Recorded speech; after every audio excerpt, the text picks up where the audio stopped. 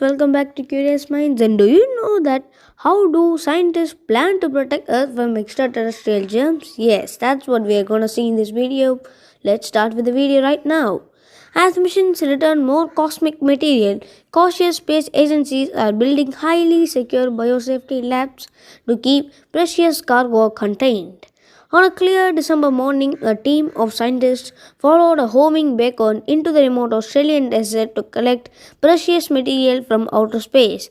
The shoebox sized capsule, part of Japan's Hayabusa 2 mission, held rocks and dust from Ryugu, a carbon rich asteroid that likely harbors the building blocks for life. To keep the sample pristine, the capsule was whisked away to Japan Aerospace Exploration Agency Extraterrestrial Samples Caution Center, a lab near Tokyo designed to prevent the cosmic material from being contaminated by earthly organisms. For years, concerns about planetary protection have focused on preventing Earth from littering the solar system, sterilizing the spacecraft, and keeping astronauts under strict quarantine protocols. But as space agencies move around the world to gear up or to bring more samples back from the destinations such as asteroids, the moons, the Mars, scientists are once more considering the opposite prospect. What if we bring back extraterrestrial germs back to Earth? At one time, scientists treated all unearthly samples as potential biohazards.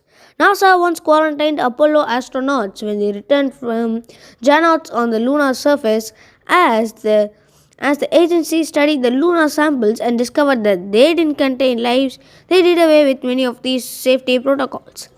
But as multiple sample return missions head into higher gear, the extra caution is once more warranted.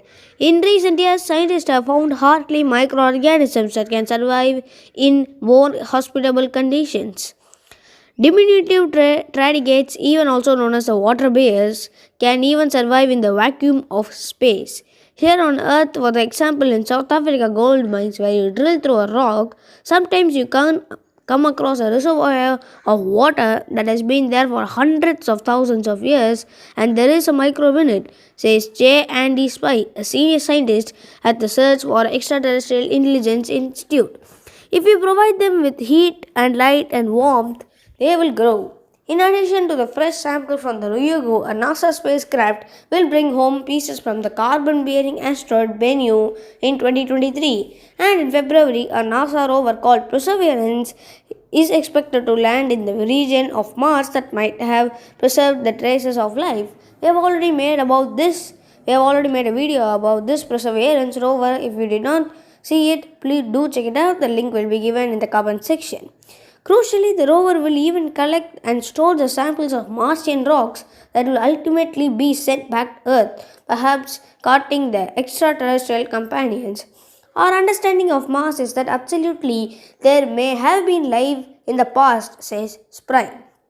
There may be still a viable life in reservoirs under the planet's surface, so space agencies around the world, including NASA, Jaxa, and the European Space Agency, are working together to create newly high secure labs designed to protect Earth from whatever microbes or organic residue future missions might bring home. These labs will combine with current clean room technology with high security biosafety bubble protocols and equipment used by infectious disease laboratories to handle plagues such as Ebola and SARS-CoV-2.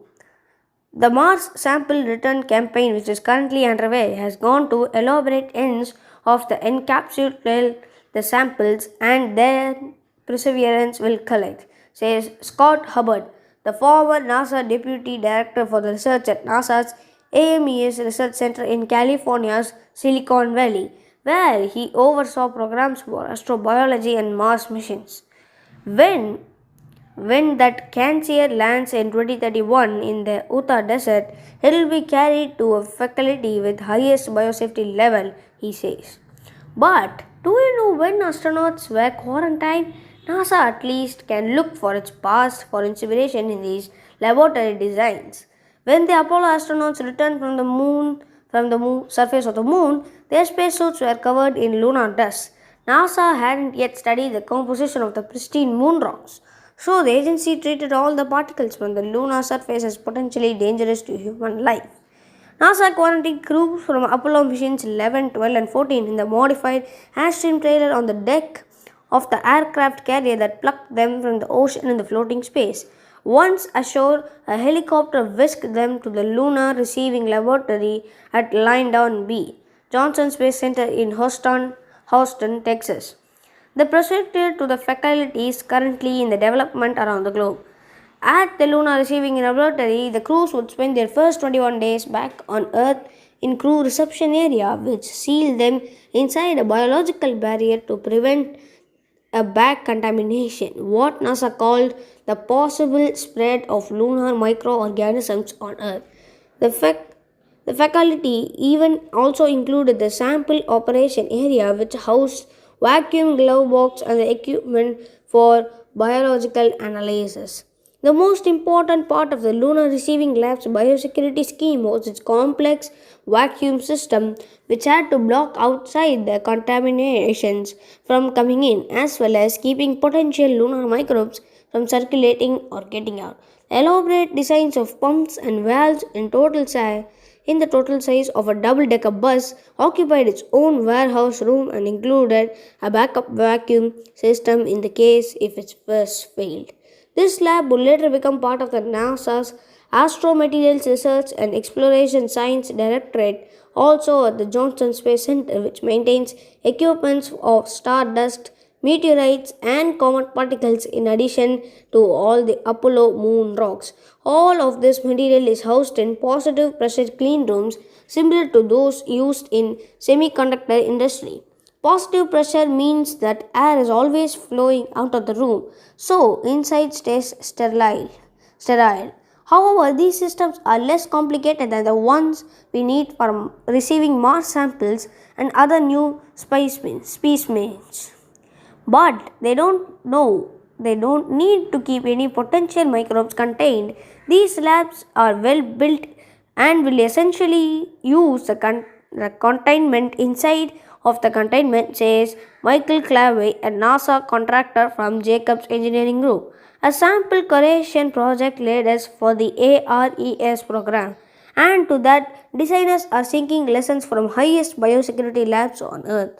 So that's all about how do scientists protect Earth from extraterrestrial organisms. So hey guys, hope you enjoyed this video. If you don't forget to hit the like button, and for more videos don't forget to subscribe to Curious Minds, and if you have any ideas or topics do suggest in the comment box.